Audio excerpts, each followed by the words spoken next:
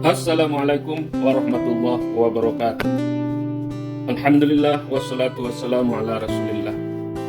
Sahabat-sahabatku yang dirahmati Allah, semoga kita selalu dalam lindungan dan rahmat Allah subhanahu wa ta'ala.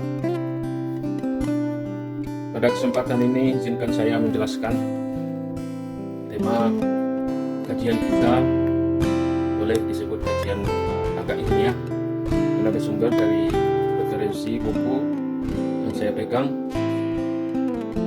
Zubat Khulasatut Tasawuf, yang diterjemahkan ke dalam bahasa Indonesia, Rahasia Ma'rifat, Memahami Intisari Tasawuf dan Hal-hal Pelik yang Sulit Dipahami, karya Syekh Izzuddin bin Abdus Salam. Pada bagian bab 2 dalam buku ini,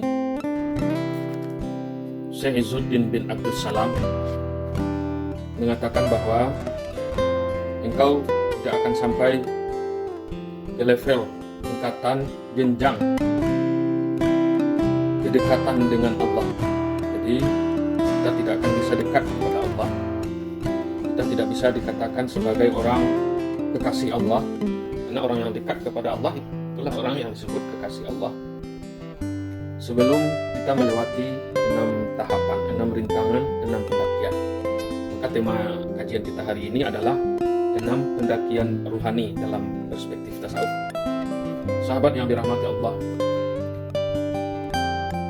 setelah Allah menciptakan manusia dari tanah dan ditiupkannya ruh, maka dalam diri manusia ini terdapat lapisan-lapisan. Yang paling luar ini adalah ruh jasmani, yang paling dalam adalah ruh, dan dalamnya nanti ada juga ada qalbun, ada nafsu, ada sir, ada akal. Maka untuk sampai kepada Tuhan, kita harus melewati lapisan-lapisan diri kita ini. Kata Syekh Izzuddin bin Abdus Salam, rintangan atau tingkatan pertama yang harus dilewati kalau kita bisa kembali dekat kepada Allah, yang pertama adalah memutus anggota tubuh dari berbagai pelanggaran syariat. Jadi dalam tasawuf, syariat harus dikerjakan dengan baik dan sempurna, dan tidak boleh tubuh kita ini melanggar syariat.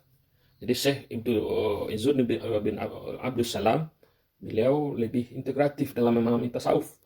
Tasawuf itu mulai dari memang persoalan-persoalan syariat, persoalan fikih yang diamalkan oleh tubuh kasar kita ini, baik bacaan, gerakan, seperti sholat yang selalu kita lakukan. Nah, kita dalam hal ini ada juga larangan-larangan syariat yang tidak boleh, yang harus kita jauhi. Maka yang pertama yang harus dilakukan oleh orang yang ingin dekat kepada Allah adalah memutus anggota tubuh dari pelanggaran-pelanggaran syariat. Contohnya tidak ada lagi meninggalkan sholat wajib, itu pelanggaran syariat berat ya. Atau perbuatan zina, kumpul kebo, minum-minuman keras, itu tahap pertama pendakian rohani kita. Itu baru tahap pertama ya. Yang kedua kata Syekh adalah, rintangan yang kedua adalah memutus nafsu dari berbagai kebiasaan. Jadi setelah kita menghindari dosa-dosa syariat, kemudian hati kita, nafsu kita harus dikendalikan dari berbagai kebiasaan-kebiasaan jelek. Inna nafsal ammaratun bisu. Karena nafsu itu di dalam diri kita, dia adalah bisa kita kelompokkan, ada nafsu mutmainnah, nafsu amarah, nafsu lawamah. Itu tergantung bagaimana kita mengendalikan, bagaimana nafsu itu menjadi tenang, dan caranya tentu menghindari kebiasaan-kebiasaan buruk dalam hidup kita. Umpamanya, boleh kita menonton TV, tapi kalau sudah menonton terlalu lama, tentu dia berarti kita sudah mengikuti hawa nafsu. Makan itu boleh, tapi kalau berlebihan itu sudah nafsu. Berpenampilan bagus boleh, tapi sudah terlalu kelewatan itu sudah nafsu. Jadi ada batasan-batasan yang dibolehkan dalam diri kita dan tidak boleh. Yang ketiga, rintangan yang ketiga, memutus hati dari berbagai ketergadaian manusiawi. Hati kita itu dalam tasawuf hanya berserah diri kepada Allah, tidak boleh berserah diri kepada selain Allah. Jadi orang yang bisa kembali kepada Allah kalau hatinya bangkit melakukan tugas-tugas kepasrahan lah. Bismillahi tawakkalna 'ala Allah la haula wala quwata illa billah, yang kita baca setiap hari. Dengan nama Allah, setiap pekerjaan kita mulai dengan nama Allah, berserah diri kepada Allah, tidak ada daya dan upaya kecuali Allah. Hati kita harus begitu. Urusan bekerja, tidak boleh kita berserah diri kepada atasan. Urusan mencari rezeki, tidak boleh kita menyerahkan diri kepada alam. Urusan apapun, kesehatan, tidak boleh menyerahkan diri kepada dokter.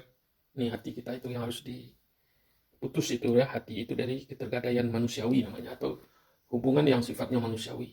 Jadi hati itu hanya berserah diri kepada Allah. Bahkan dalam ibadah pun, bersedekah pun, kita tidak boleh menyerahkan diri kepada amal kita, tapi menyerahkan diri kepada Allah. Saya bersedekah ya Allah karena ini nikmatmu, saya kembalikan kepadamu ya Allah. Begitu hati orang yang bisa kembali kepada. Tapi kalau hati kita masih menganggap, oh, saya sudah bekerja keras, lalu kita berinfak karena usaha kita, itu hati kita masih mengandalkan diri kita, masih mengandalkan diri kita yang sifatnya manusiawi. Padahal kita itu diberi rezeki oleh Allah. Itu contoh. Beramal sholat juga, sholat itu kan hayya 'alas sholat, mari sholat. Tapi sholat itu kan zahirnya memang kaki kita yang melangkah, tapi hakikatnya la haula wala quwata illa billah. Makanya kita dijawab la haula wala quwata illa billah. Jadi putuskan itu. Yang keempat adalah memutus sir dari berbagai kekeruhan tabiat. Jadi ada lapisan sir dalam diri kita itu yang juga harus dihilangi tabiat-tabiat jelek dalam diri kita. Yang kelima adalah memutus ruh dari berbagai pandangan indrawi. Jadi jangan diandalkan ruh kita itu harus memutus dari pandangan-pandangan indrawi. Pokoknya melihat itu siapa? Diri kita. Tapi hakikatnya penglihatan itu adalah dari Allah. Jadi ketika kita melihat itu penglihatan Allah. Nah, itu yang harus kita sadari. Ketika kita mendengar pendengaran Allah. Jadi kita putus dari pas indrawi. Ketika bergerak itu adalah kudrat Allah. Ketika kita melakukan sesuatu itu semuanya dari Allah. Gitu orang yang bisa mendekat. Tapi kalau masih kita menganggap yang bergerak itu kaki kita, yang mendengar itu telinga kita, itu belum bisa kita dekat. Berarti kita masih mempengaruhi ruh kita dengan hal yang bersifat indrawi. Yang terakhir adalah memutus akal dari berbagai khayalan ilusi. Jadi akal kita tidak boleh berkhayal, tapi akal kita digunakan untuk mencari